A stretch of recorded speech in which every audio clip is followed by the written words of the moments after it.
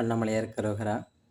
இன்றைக்கி பார்க்க போகிற பதிவு என்னென்னு பார்த்தீங்கன்னா, இன்றைக்கி ஆடி கிருத்திகை.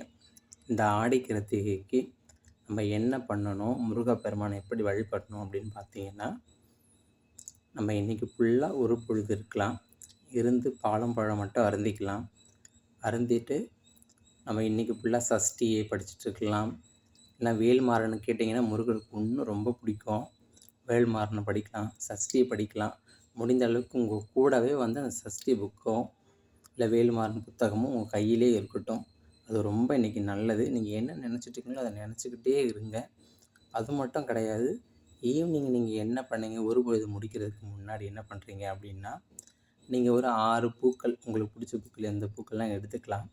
அதே மாதிரி 6 விதமான மஸ்ட்டு வந்து கீழே தரையில் நீங்கள் சின்ன சின்னதாக ஒரு 6 கோலங்கள், குட்டி குட்டியாக ஒரு 6 கோலம் போட்டு பச்சரிசியில் கோலம் போட்டுட்டு, அதுக்கு மேலே வந்து புஷ்பத்தை வச்சுட்டு, அதுக்கு மேலே வந்து நீங்கள் எலுமிச்சை மரத்துலேயோ இல்லை மாவிளக்கோ போட்டு நெய் தீபமிட்டு 6 விளக்கு ஏற்றி முருகப்பெருமானை நீங்கள் வழிபடுறீங்க அப்படின்னு சொன்னால், கந்த சஷ்டி அப்புறம் இந்த வந்து வேல்மாறன் இது 2த்தையும் நீங்கள் படிச்சுட்டு நீங்கள் அந்த தீபம் ஏற்றுறீங்க, அப்படி ஈவினிங் ஏற்றுறீங்க அப்படின்னு சொன்னால், அதுக்கு மிகப்பெரிய பலன் இருக்குது.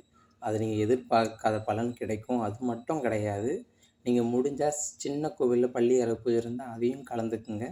அது மட்டும் கிடையாது, குழந்தை இல்லாதவருக்கு நிச்சயமாக குழந்தை கிடைக்கக்கூடிய ஒரே கோவில் எந்த கோவில் அப்படின்னு எனக்கு கேட்டிங்கன்னா, நான் திருச்செந்தூரை சொல்லுவேன். திருச்செந்தூர், திருத்தணின்னா ரொம்ப விசேஷம் அப்படின்னு சொல்லலாம். இந்த திருத்தணிக்கு போனீங்க அப்படின்னு சொன்னால், குளத்தங்கரையில் தான் முதல்ல என்ட்ரிங்க. அதான் என்ட்ரி போடுற இடமே திருத்தணியில் பார்த்தீங்கன்னா, அந்த குளத்தங்கரையில் என்ட்ரி போட்டுட்டு அதுக்கப்புறமா நீங்கள் அன்னதானத்து கூடத்துக்கு போயிட்டு அன்னதானம் ஏதாச்சும் ஒரு நன்கொடை நீங்கள் பண்ணிவிட்டு அதுக்கப்புறம் தான் நீங்கள் முருகனை பார்க்கவே போகணும். இதுதான் முறை. முதல்ல குளத்தங்கரை, 2வது அன்னதானம், அதுக்கப்புறம் தான் முருகப்பெருமானை நீங்கள் பார்க்கணும்.